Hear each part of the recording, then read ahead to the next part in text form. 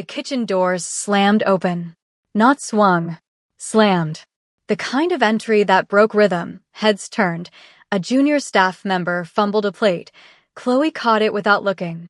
The heat, the noise, the controlled chaos of a full service, all of it paused for half a second.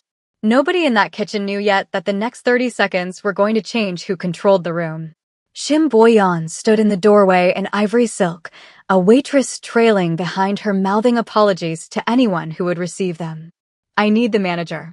Her voice cut through the kitchen noise like it was designed to. "Now. Not in 5 minutes." Chloe set the plate down and turned. "Ma'am." Her voice was even. "How can I help you?" Boyan looked at her, then looked past her at the stoves, the stations, the staff standing very still. Then back. "I said I need the manager." Not a pause, deliberate, her eyes moving over Chloe once, kitchen staff. "I am the manager." Chloe held her gaze. "This is my restaurant. How can I help you?" Boyan's expression didn't change. Not immediately. Then something shifted in it. Not belief. The specific recalibration of someone who had decided to proceed anyway. "You." She said it the way people repeated things they found unlikely. "You run this place." "I do." "What was the problem with your order?" Boyan's composure cracked at the edges. The dish had been wrong, not what she ordered, not what she asked for. The server hadn't listened. The entire experience had been an embarrassment. She had eaten at restaurants across 3 continents and never once. Chloe listened. Completely. When Boyan finished, she explained the dish, what it was, what had been made, how it matched the order as it had been placed. Her voice remained at exactly the same register it had started at. Unhurried. Clear. Boyan's voice climbed. Around them the kitchen had gone quiet in the particular way kitchens went quiet when everyone was pretending to work. "I don't need an explanation. I need someone who actually understands what service means. What it means to have a guest, sit down in your establishment and be treated like you were not treated poorly." Chloe's voice was still even. "Your order was prepared correctly. I've explained that. If there's something I can do to make the rest of your evening better, I'm happy to do it." "What you can do," Boyan said, stepping closer, "is understand who you're speaking to." "I know who I'm speaking to. A guest. In my restaurant." A pause. "I'd like to keep it that way." Boyan stared at her.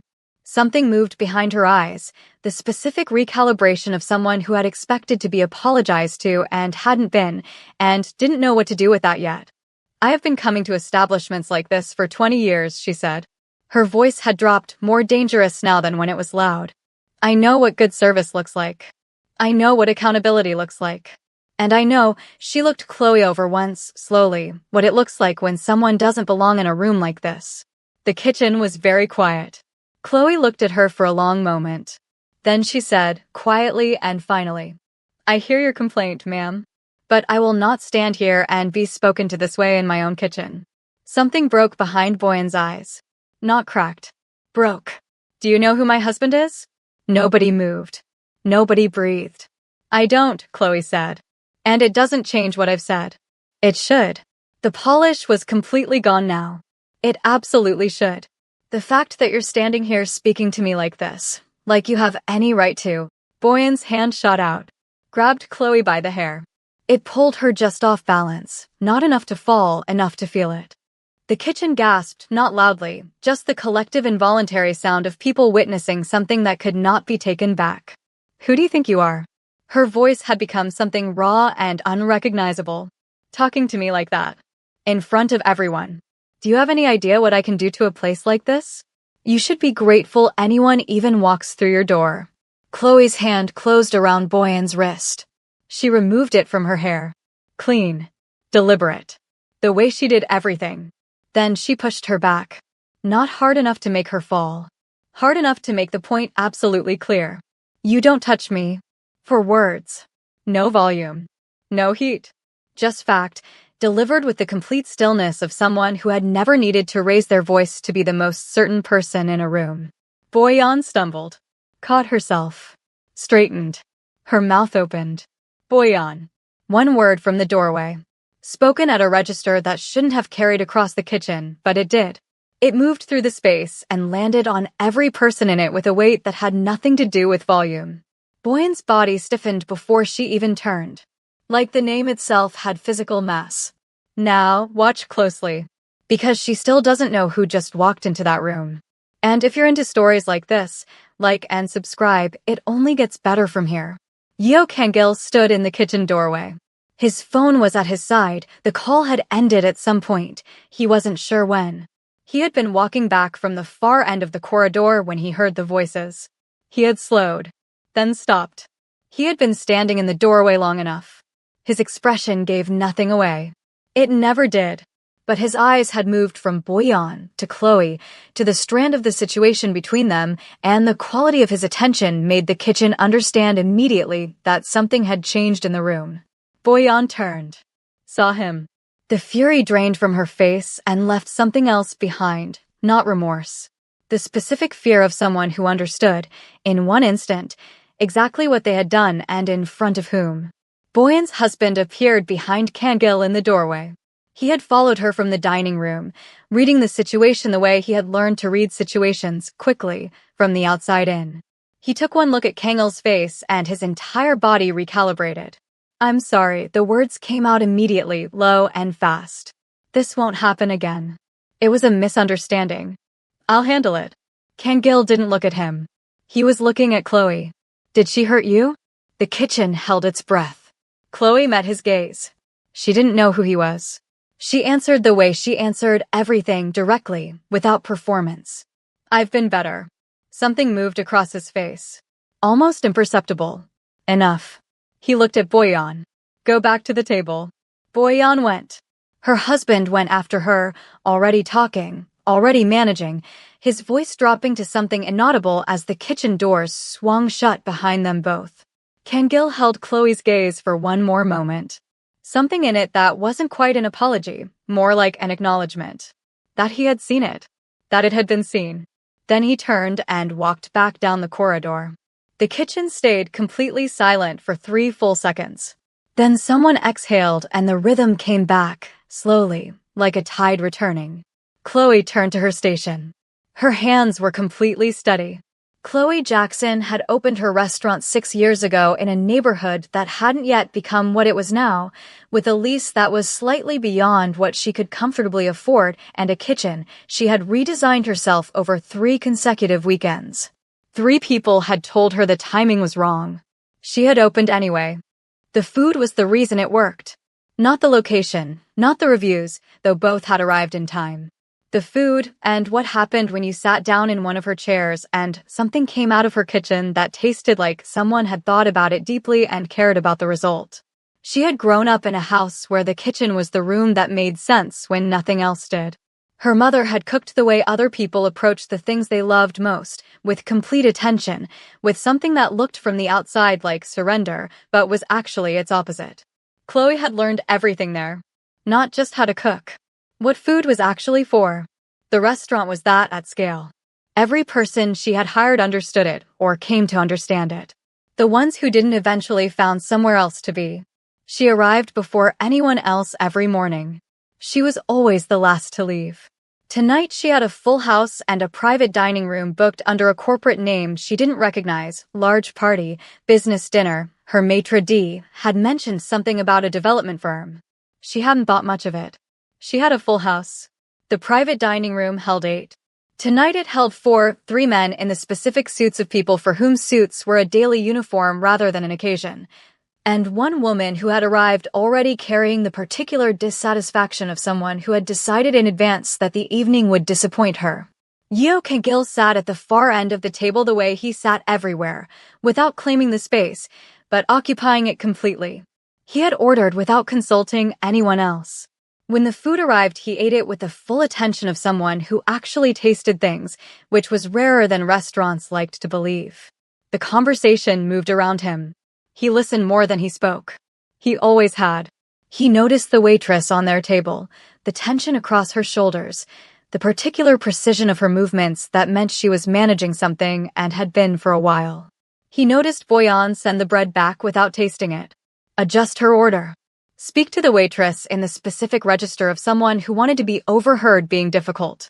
He noticed Boyan's husband registered none of it, or registered it and chose to look elsewhere, which amounted to the same thing. When the dish arrived, though one Boyan claimed she hadn't ordered, the temperature at the table changed. Her husband put his hand on her arm. She moved it. Her voice began to climb. The two other men at the table found sudden interest in their wine glasses. She stood up. Kangil watched her cross toward the kitchen. He watched the waitress exchange a look with the floor manager near the service station. He picked up his phone. A call he had been waiting on all evening had finally come through. He pushed back his chair and stepped into the corridor. He was still on the call when he reached the far end of the hallway and turned to come back. The voices reached him before the kitchen did, one escalating, one level and steady in the way of something that had decided not to move. He slowed. The call ended. He lowered the phone. He stopped at the doorway and watched. He watched long enough to understand everything, who Chloe was, what she was doing, what it was costing her to do it, and what was about to happen. He watched her absorb language designed to reduce her and respond to it with a precision most people couldn't sustain when they weren't under attack, let alone when they were. He watched the moment she reached the end of what she was willing to absorb and drew a line with 4 words and no volume. Then he watched Boyan's hand move. He stepped in after that. The restaurant emptied in the usual way, gradually, the last tables finishing their wine, the staff breaking down stations with the efficient silence of people who had been through a full service and were ready to go home. Chloe worked through all of it. She directed the close down, checked the walk-in, confirmed the prep list for tomorrow. Her sous chef appeared beside her at some point and stood there for a moment without speaking. "You good, chef?" "I'm good." He looked at her a moment longer than necessary. Nodded. Went back to his station. When the last person left, Chloe stood alone in her kitchen. Lights half down. Everything clean and still and in its place. The specific quiet of a room that had held a lot of noise and now held none. She saw the strand of hair on the floor near her station. Just one. She looked at it for a moment. Crouched, picked it up, put it in the bin. Straightened. Stood with her hand resting on the edge of her counter. Then she saw the spoon on the shelf beside the pass slightly askew. Out of the precise alignment she kept everything in. She hadn't knocked it. She straightened it with one finger. She stood there in her kitchen and breathed. Once. Then again, until it felt like hers again. Just that. Just stood there and breathed in the place she had built and let it be quiet around her. Her maitre d' came back, he always did, one last check before he locked the front. The private dining room settled their bill, he said. He held out an envelope. They left something. Inside, a tip that made her pause. Then a folded note, separate from the cash. No letterhead. No name. She unfolded it. "If you decide this isn't finished, call." A number beneath it. Nothing else. She read it twice. Folded it. Slid it into the pocket of her chef's coat. Looked at her station for a moment. Then she turned off the lights and went home. She did not call that night. 2 days later. Lunch service, quieter and easier, the restaurant at its most natural rhythm, half full and unhurried. Chloe came through the pass to check the floor. She did this at every service. Habit. She wanted to see the room the way her guests saw it. She saw him immediately. Corner table. Alone. No reservation, she would have seen it in the book. He had a glass of water and the menu and was reading it with the same quality of attention he seemed to bring to everything. He looked up the moment she came through. She crossed the room. Directly. No hesitation. "You came back. The food is good." She looked at him. You could have said that the first time. Something shifted in his expression, not quite amusement, but in the vicinity of it. She pulled out the chair across from him. Sat down. She hadn't planned to, she decided in the moment, the way she made most decisions, quickly and without second-guessing. Her floor manager noticed from across the room and said nothing. "What did you order?" He told her. She nodded. "A good choice." "Why did you really come back?" she said. "Not the food. The actual question." He held her gaze. "I wanted to see if you were all right." "I told you I was. You told me you'd been better." She looked at him steadily. He looked back. Neither of them moved. "I'm fine," she said. "My kitchen is fine. Everything is fine." "I know. Then why are you here?" A beat. Because the food is good. The corner of his mouth moved, barely. And because I wanted to see you. She didn't respond immediately. She studied him the way she studied most things, directly, without softening it. He didn't shift under it. Most people shifted. She noticed something on his hand, a faint mark along the outside of his knuckle, old and barely visible, the kind of mark that came from something specific. He noticed her looking. Then he looked at her wrist, the small recent burn she had stopped registering weeks ago. Occupational, she said, before he could ask. Does it happen often? Often enough. She paused. You were paying attention. I pay attention to most things. To what end? He considered it. So I understand what I'm looking at. She sat with that for a moment. Then, what's your name? He told her. She nodded once. She stood, smoothed her coat, looked at him one more moment. Enjoy your lunch. She went back to her kitchen. That evening her sous chef sent her a link without comment. A news piece, business section, 3 paragraphs. His name in the second one, connected to language she read carefully and understood precisely. She put her phone face down on her kitchen counter. She left it that way for the rest of the night. He came back to the restaurant 3 days later.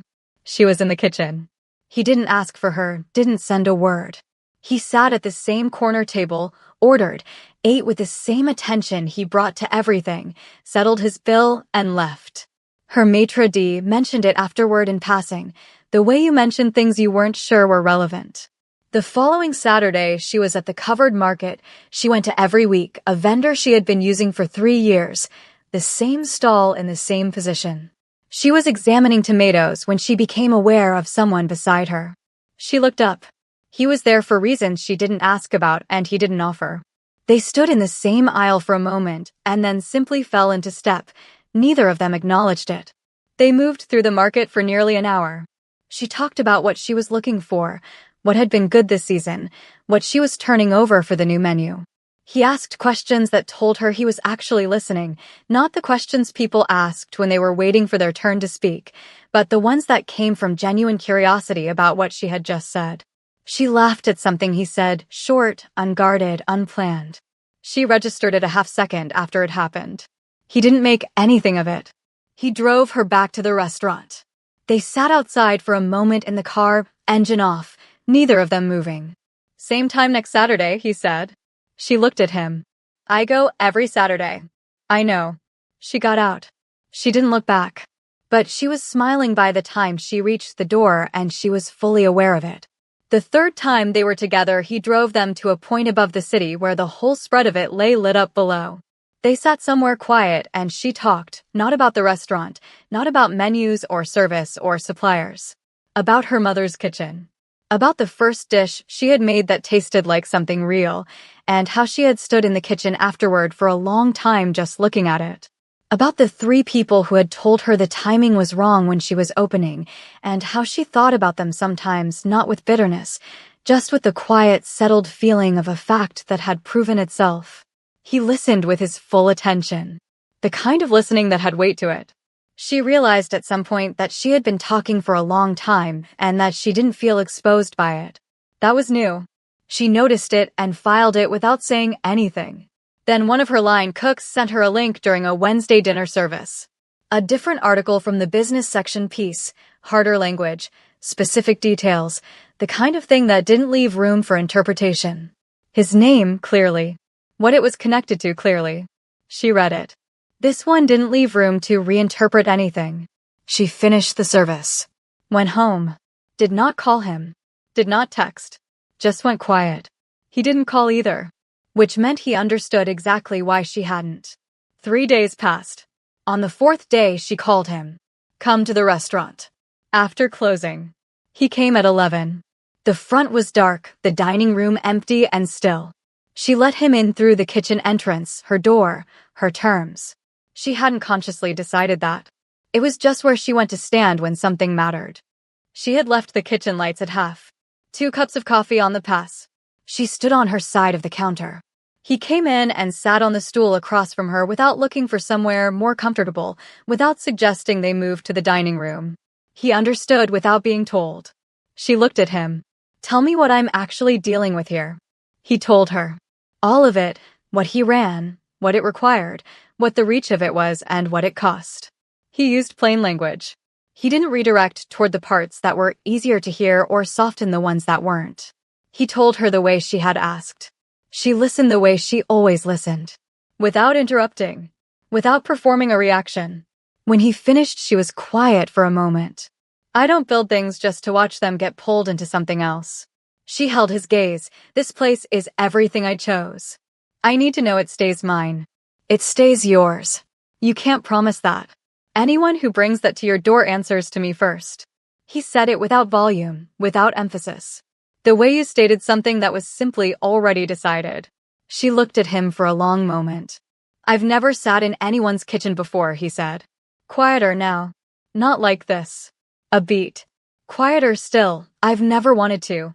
The kitchen was very still around them. She picked up her coffee, drank some, set it down, looked at the counter between them for a moment. Then she looked up. Okay, she said. Just that. The way you said something when you had thought about it fully and arrived somewhere real. He nodded once. He didn't make it a moment. He just received it, the way he received most things, quietly, completely. Service the following evening. Full house, every station moving, the kitchen doing exactly what it had been built to do. Chloe moved through it. Fully back. Fully present. Back to herself and the work and the noise and the heat and the rhythm she had built this place around. At some point her floor manager appeared at the pass. Corner table near the window. Gentleman, alone. No reservation. A pause. Would you like me to let him know we're fully committed this evening?